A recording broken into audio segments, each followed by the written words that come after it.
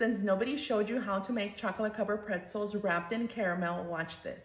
I'm actually going to be reheating some chocolate that I have melted before. So what I like to do is I like to add more chocolate wafers before I actually start reheating it. All right, so when you are reheating the chocolate, of course, it is going to melt a lot quicker than if you were just melting chocolate. Make sure you move anything that was at the bottom to the top and then place it back in the microwave. So after 20 seconds, it's almost completely melted. There's a chunk here and there, but I'm just going to keep stirring. All right, so it looks like it's ready.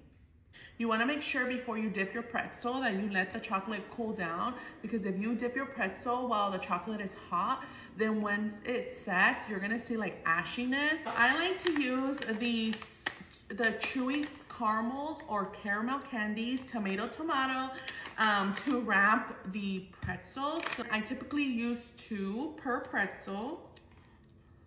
You know, just place them together, roll it. So once you have the long strand, go ahead and start from the top and just start twisting around the pretzel. You can slightly pull on the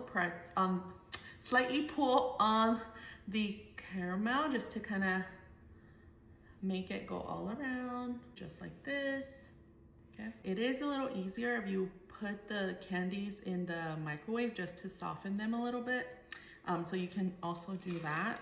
So like these 2, I went ahead and placed them in the microwave. Okay, last one.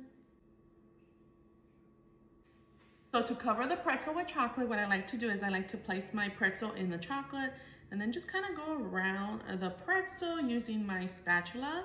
So fully cover the pretzel.